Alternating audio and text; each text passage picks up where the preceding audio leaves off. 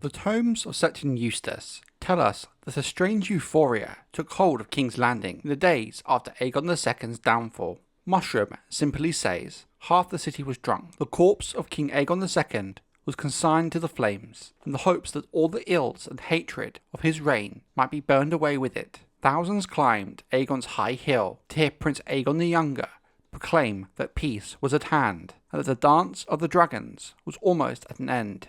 A lavish coronation was planned for the boy, to be followed by his wedding to Princess Jaehaera. A cloud of ravens rose from the Red Keep, summoning the poisoned king's remaining loyalists in Old Town, the Reach, Castle Rock and Storm's End to King's Landing, to do homage to their new monarch. Safe conducts were given, full pardons promised. The realm's new rulers found themselves divided on the question of what to do with the Dowager Queen Alicent, but elsewise all seemed in accord, and good fellowship reigned for the best part of a fortnight.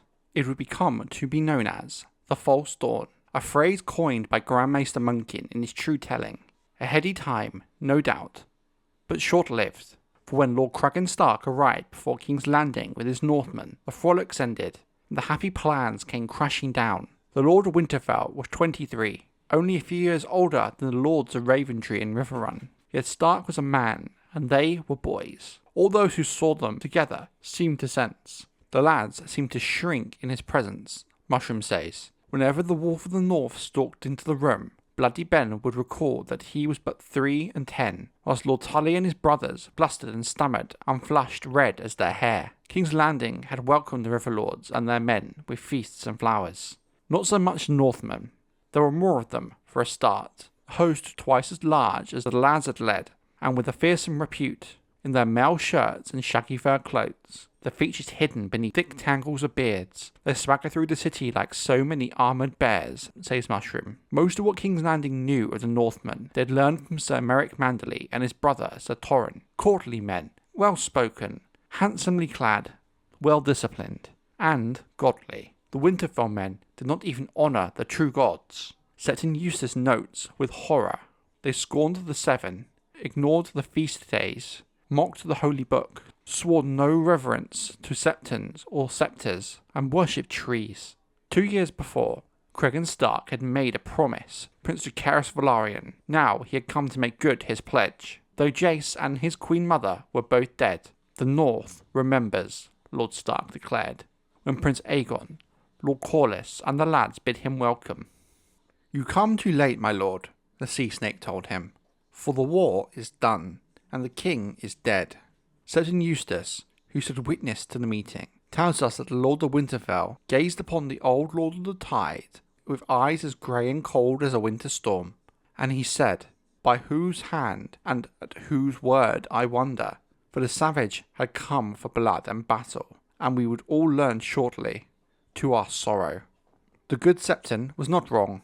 Others had started this war, Lord Cregan was heard to say, but he meant to finish it, to continue south and destroy the remainders of the Greens, who had placed Aegon II on the throne and fought to keep him there. He'd reduce Storm's End first, then cross the Reach to take Old Town. Once the High Towers had fallen, he would take his wolves north, along the shores of the Sunset Sea, to visit Castle Rock. A bold plan, Grand Maester Orwell said, cautiously, when he heard it. Mushroom prefers madness, but adds, they called Aegon the Dragon mad when he spoke of conquering all of Westeros. When Kermit Tully pointed out that Storm's End, Old Town and Castle Rock were as strong as Stark's own Winterfell, if not stronger, and would not fall easily, if at all, and the young Benjicott Blackwood echoed him, and said, half your men will die, Lord Stark. The grey-eyed Wolf of Winterfell replied, they died the day we set out to march, boy. Like the Winter Wolves before them, most of the men who had marched south with Lord Cregan Stark did not expect to see their homes again. The snows were already deep beyond the neck, the cold winds rising in keeps and castles and humble villages throughout the north. The great and small alike prayed to their carved wooden god trees that the winter might be short.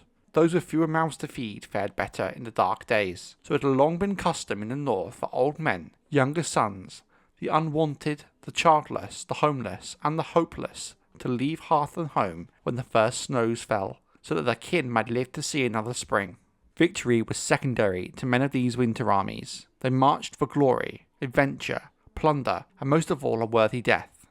Once more it fell to Lord Corlys Velaryon, the Lord of the Tides, to plead for peace, pardon and reconciliation. The killing has gone on too long, the old man said. Rhaenyra and Aegon are dead. Let their quarrel and war die with them. You speak of taking Storm's End, Old Town and Casterly Rock, my lord, but the men who held these seats were slain in battle. Small boys and suckling babes sit in their place now. No threat to us. Grant them honourable terms and they will bend the knee. But Lord Stark was no more inclined to listen to such talk than Aegon II and Queen Alicent had been. Small boys become large men in time, he replied, and a babe sucks down his mother's hate with his mother's milk. Finish these foes now, or those of us not on our graves in 20 years will rue our folly when those babes strap on their father's swords and come seeking after vengeance. Lord Velaryon would not be moved. King Aegon said the same and died for it. Had he heeded our counsel and offered peace and pardons to his foes, he might well be sitting with us here today. So, is that why you poisoned him, my lord? Asked the Lord of Winterfell. Though Cregan Stark had no personal history with the sea snake, for good or bad, he knew that Lord Corlys had served Rhaenyra as Queen's hand, that she had imprisoned him on suspicion of treason, that he had been freed by Aegon II and accepted the seat upon his council, only it would seem to help bring about his death by poison. Small wonder you are called the sea snake, Lord Stark went on. You may slither this way and that way, but oh, your fangs are venomous. Aegon was an oath-breaker, a kinslayer and a usurper, yet he was still a king. When he would not heed your craven's counsel, you removed him as a craven would, dishonourably, with poison, and now you shall answer for it.